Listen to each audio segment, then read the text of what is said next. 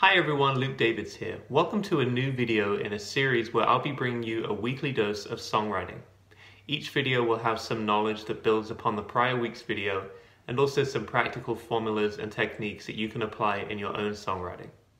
Last week we covered the basic building blocks of a song that I like to call the 5 key elements and talked a little bit about the goals of each one. If you haven't seen that video, be sure to go back and watch it. I'll put the link in the description. This week we're going to take a deeper look at the first element, song structure.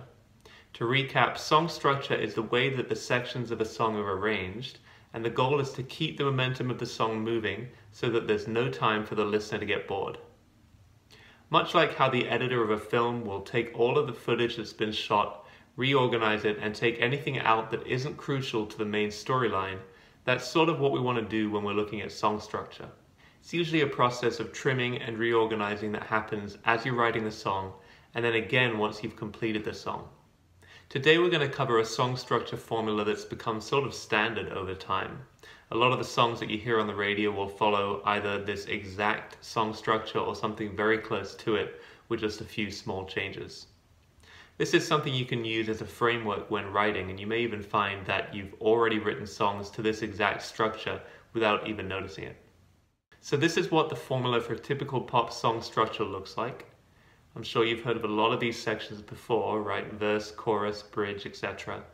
But using them in this specific order is extremely effective because it does a great job of meeting the goal of song structure, which is to keep the momentum of the song moving so that there's no time for the listener to get bored. Now, if we take a closer look, we can see that this formula breaks the song structure down into 3 main chunks. The first chunk we have intro, verse, pre-chorus, and chorus. Then that basically just repeats itself with a re-intro, second verse, second pre-chorus, and second chorus. Then by that point we're usually about 2.5 minutes into the song, and we've already heard all of these sections twice, so it's time for something new, which is where the bridge comes in. Sometimes this will be an instrumental, but usually in pop music it's a bridge with an entirely new melody, different set of lyrics, different chord progression. Then after that we're back into the chorus, which thanks to the bridge now sounds fresh again. Without the bridge you may end up having 2, 3 or even more choruses back to back towards the end of the song, which can run the risk of becoming monotonous without the bridge to break it up a little bit. Then the song ends with an outro or maybe a tag in some cases.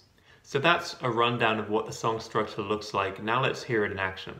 For copyright reasons, I'm going to use a song that I've written, but I think once you hear this song structure, how it sounds, and how each section is evolving from one to another, you'll likely start to hear this song structure being used all over the place. So the song example we're going to listen to is called Fighting for Control. I'll highlight each section as we go through the song so that you know where we are. But even if you've never thought of songs in this way before, I think you'll find it quite easy to differentiate as the sections are changing, even without watching the screen.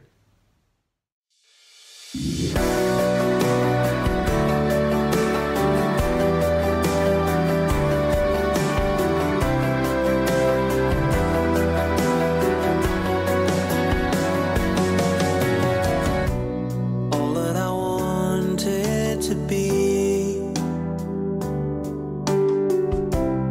on my own 2 feet.